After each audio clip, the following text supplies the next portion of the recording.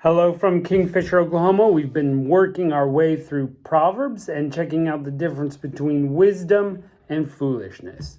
So we're going to jump right in and continue on this journey and see what Solomon has to say today. In Proverbs 11, a false balance is an abomination to the Lord, but a just weight is his delight. When pride cometh, then cometh shame, but with the lowly is wisdom. The integrity of the upright shall guide them, but the perverseness of transgressors shall destroy them. Riches profit not in the day of wrath, but righteousness delivereth from death. The righteousness of the perfect shall direct his way, but the wicked shall fall by his own wickedness. The righteousness of the upright shall deliver them, but transgressors shall be taken in their own naughtiness. When a wicked man dieth, his expectation shall perish, and the hope of unjust men perisheth. The righteous is delivered out of trouble, but the wicked cometh in his stead. An hypocrite with his mouth destroyeth his neighbor, but through knowledge shall the just be delivered.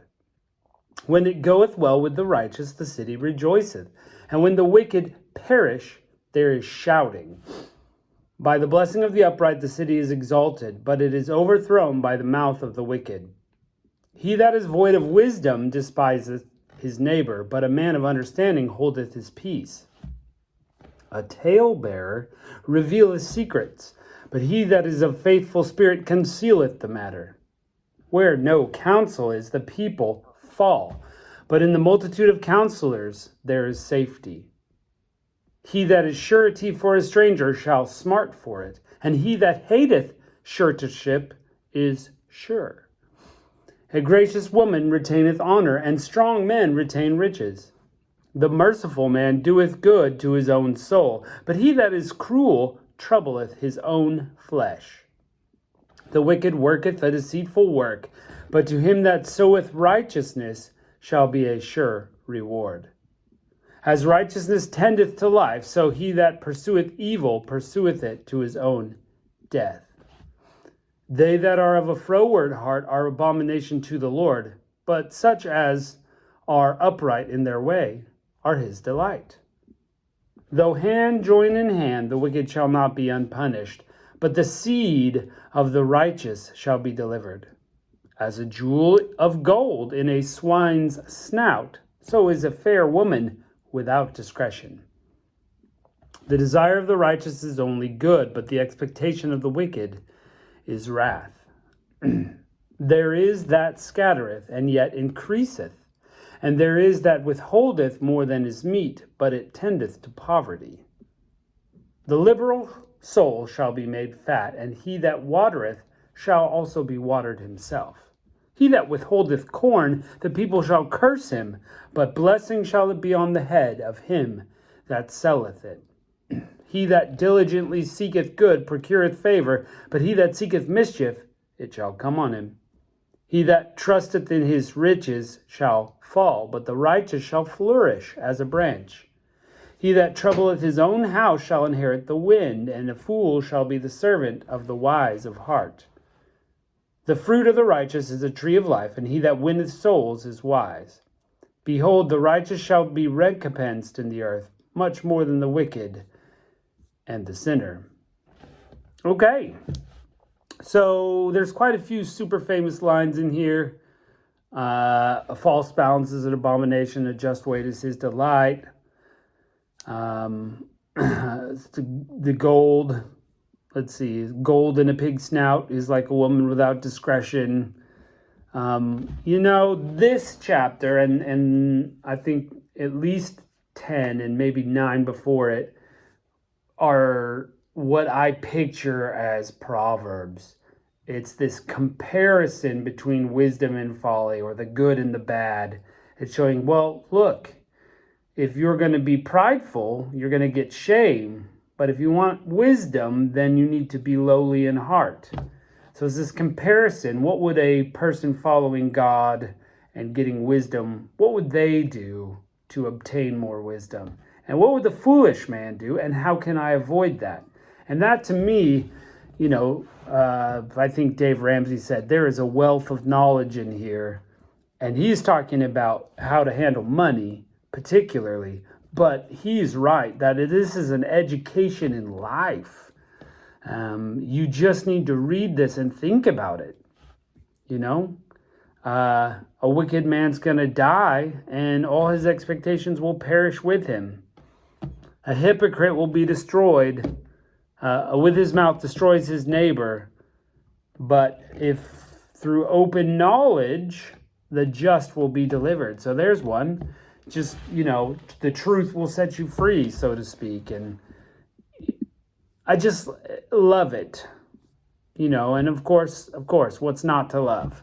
But it's just digging into these sayings and just taking the wisdom in. And how can we do life better? Proverbs is it, man. You should know them. You should know them. So let's jump into Proverbs 12. Whoso loveth instruction loveth knowledge, but he that hates reproof is brutish. A good man obtaineth favor of the Lord, but the man of wicked devices will he condemn. A man shall not be established by wickedness, but the root of the righteous shall not be moved. A virtuous woman is a crown to her husband, but she that maketh ashamed is as rottenness in his bones. The thoughts of the righteous are right, but the counsels of the wicked are deceit. The words of the wicked are to lie in wait for blood, but the mouth of the upright shall deliver them. The wicked are overthrown and are not, but the house of the righteous will stand. A man shall be commended according to his wisdom, but he that is perverse of heart shall be despised. He that is despised and hath a servant is better than he that honoureth himself and lacketh bread. A righteous man regardeth the life of his beast, but the tender mercies of the wicked are cruel. He that tilleth the land shall be satisfied with bread, but he that followeth vain persons is void of understanding. The wicked desireth the net of evil men, but the root of the righteous yieldeth fruit. The wicked is snared by the transgression of his lips, but the just shall come out of trouble. A man shall be satisfied by the good fruit of his mouth, and the recompense of a man's hand shall be rendered unto him. The way of the fool is right in his own eyes, but he that hearketh unto counsel is wise. A fool's wrath is presently known, but a prudent man covereth shame. He that speaketh truth sheweth forth righteousness, but a false witness, deceit. There is that speaketh like the piercings of a sword, but the tongue of the wise is health. The lip of truth shall be established forever, but a lying tongue is for a moment. Deceit is in the heart of them that imagine evil, but to the counselors of peace is joy. There shall no evil happen to the just, but the wicked shall be filled with mischief. Lying lips are an abomination to the Lord, but they that deal truly are his delight. A prudent man concealeth knowledge, but the heart of fools proclaimeth foolishness. The hand of the diligent shall bear rule, but the slothful shall be under tribute. Heaviness in the heart of man maketh it stoop, but a good word maketh it glad. The righteous is more excellent than his neighbor, but the way of the wicked seduceth them. The slothful man roasteth not that which he took in hunting, but the substance of the diligent man is precious. In the way of righteousness is life, and the pathway thereof is no death. Okay, once again, this is a lot of comparison between righteousness and foolishness. And actually, this one, I think, if I'm going to distinguish between some of the other chapters, is about character. The other ones seem to be more about action, what can you do? But I think this one is pointing out that a righteous person's character can be trusted in all manner of things, But the wicked man's character cannot be trusted, not in word, not in deed. That they are all about deceit and cruelty. Trouble is going to come to them. That just about sums it up, that a deceitful person, an untrustworthy person, is going to be untrustworthy all around. And so getting to know the character of the person is pretty important, it looks like. So, yeah. I think, like, if you're in the business world and there's someone that has developed trust, you want to continue to trust them. But if someone you're unsure of their character, it's going to bite you eventually because they're deceitful. And so if you want to be the trustworthy person, go through this. Learn the trustworthy sayings and put them into action. How great is it to build a life of character that when your enemies say something bad about you, people are like, no, that's not true. Come on, we're talking about this guy. That's the that's the kind of life you want to build, that trustworthy life. And of course, not just for your own benefit, but for the glory of God.